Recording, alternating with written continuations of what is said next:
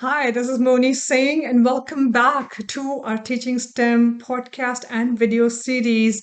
Today, I want to get into a specific dimension of STEM coding. We hear that a lot, and I've been hearing a lot of feedback from teachers about, let's just go drill deeper into coding and really the foundations of it.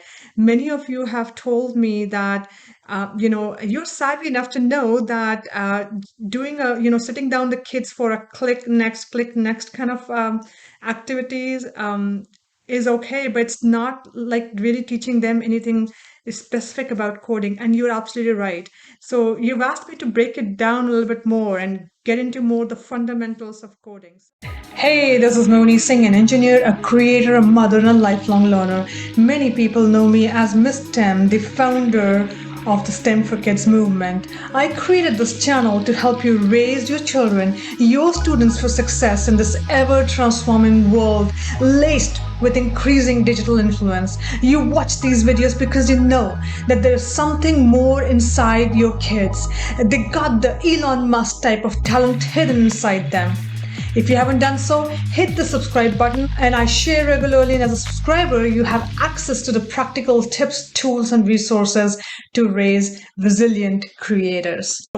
I'm going to do a couple of videos just to go into more the fundamentals of coding in itself, get you a little bit more grounded. Now, I'm a computer science engineer. Before I started teaching STEM over a decade ago, I used to be in this computer science field. I had to go to college and I did 4 years of schooling to learn the foundations, the coding, the programming principles, and so on and so forth.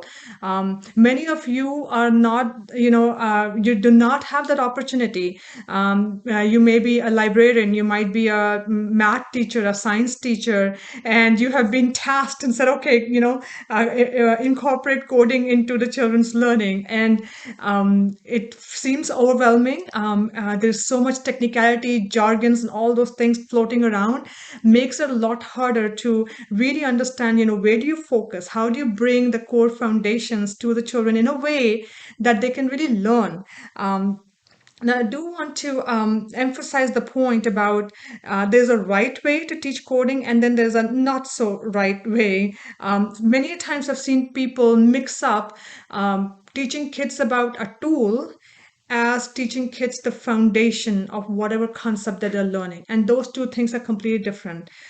So, for example, when we sit kids down into any of these programs out there which say, okay, do this, click next, do this, click next, do this, click next.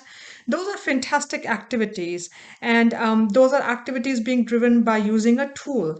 They are a tool. Remember that they're a tool, okay? Teaching a tool in and by itself is not teaching a concept. It's different aspect. When you teach a tool, I mean, it's fun, it's engaging. Kids are able to interact and keep moving forward to the next level and doing whatever that tool is indicating you to do. But remember, if you just think back to the last couple of years, how these tools have evolved over time, right? We have code.org, we have Scratch, we have Alice, we have all these other kinds of tools available. And I'm sure looking into the future, there'll be a lot more greater tools out there. So it doesn't matter what tool the kids are using, but the most important aspect doesn't change. And those are the core foundational skills, right? The core foundational learning does not change. Tools will come and go. Tools will come and go. There's something cool today, something else will be cool tomorrow. So always remember that. And what I want to do is separate out these two things, okay? There are tools out there, many of them, they're great. They are part of the learning process.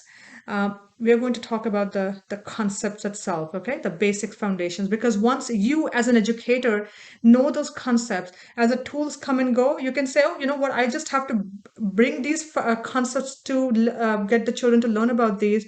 Doesn't matter what tool I'm using. And that's very powerful.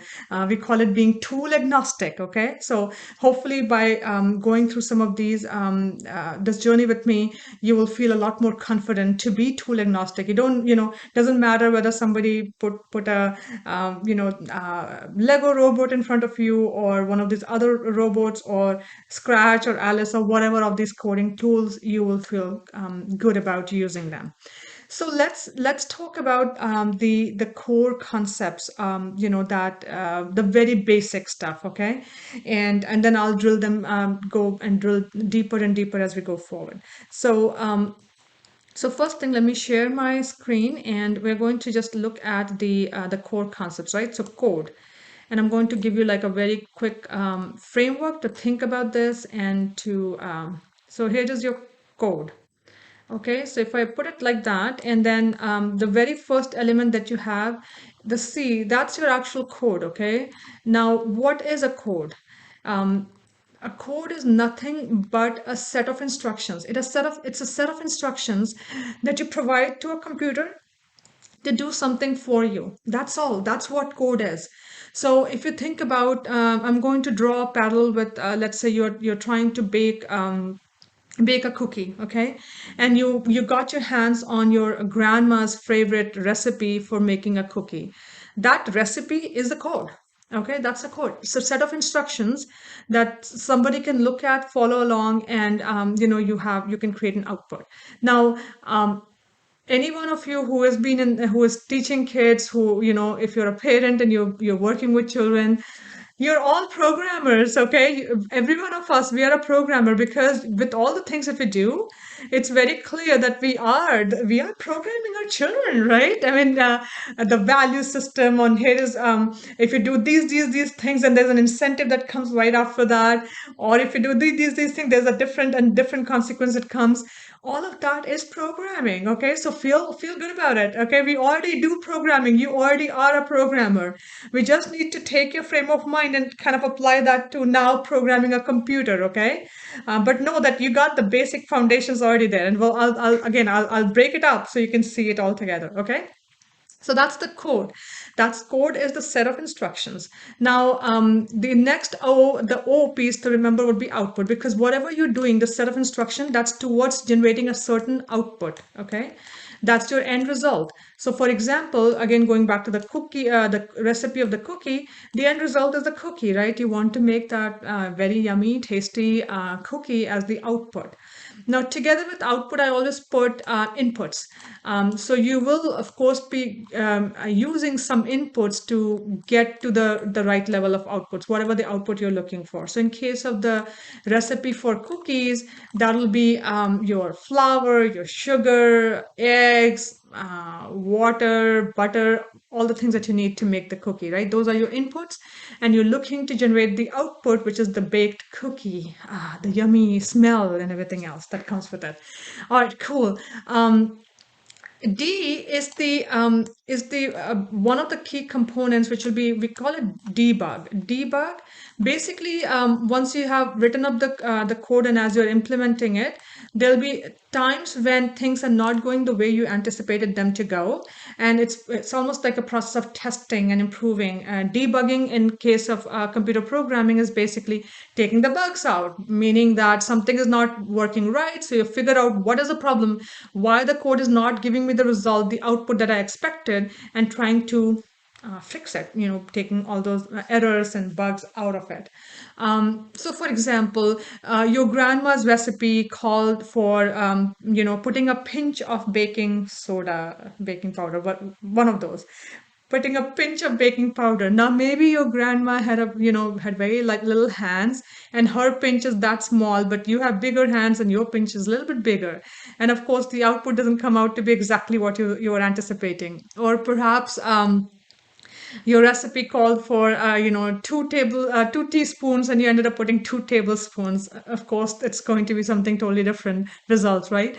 So figuring out where those bugs are and taking them out, basically, that's debugging. Okay, so it's a very iterative process of testing, and then improvising, right? So you make a heuristic that, oh, maybe this is the step where I messed up, and you go change that, and then you try it out. Did it give you the right result? If it still didn't give you the right result, then you go back and say, oh, is there something else where I messed up, perhaps in my code, and you fix that. Okay, so debugging is an important step, and again, we'll talk more about that as we go forward. E are the different elements, right? And elements, I'm using it as a very broad term here, because in your code, you will be incorporating a lot of different kinds of elements. So your code itself will have different control structures in there, different data structures in there, and then also tools. We talked about tools in the beginning, right? You might be incorporating many different tools in terms of delivering the entire package, getting to the output. Those are all elements. I put them in this big bucket. Many a times I see when we get into coding, computer programming, we spend a lot of time in that unbeknownst to us, but that's where you spend a lot of time. But remember that there's all this kind of the bigger picture that you need to get a grasp on, so you can help the kids understand the foundational elements of what goes into coding. So that, in very simplistic term, is your code, right? So you have the code, the actual set of instructions, you have the output, the input, your debug, and then also the different elements that you'll incorporate into getting your coding done. Okay, so I'll leave this one at that very basic foundational level, and we'll dig a little bit deeper into each of these elements as we go forward. Do whichever channel you're watching this on, if you're on podcast or on YouTube or any other channels, go ahead and subscribe, follow us, and that way we can get more feedback from you. Give us feedback, put comments, so that way, as I am creating the next videos in these series, we can make sure we're answering and taking care of whatever questions you have. Because remember, I get it, okay? I get it that it feels very overwhelming, and all the literature and the jargons out there, they don't make it easy at all. And my goal is to make it very simple, so you can have a firm grasp on it yourself, and basically relaying that to the kids and being tool agnostic. And that is so important, not getting bogged down by the tool that we're using. All right, folks, thank you so much for listening. Again, please don't forget to subscribe, whatever channel you're watching this on. Take care, everyone.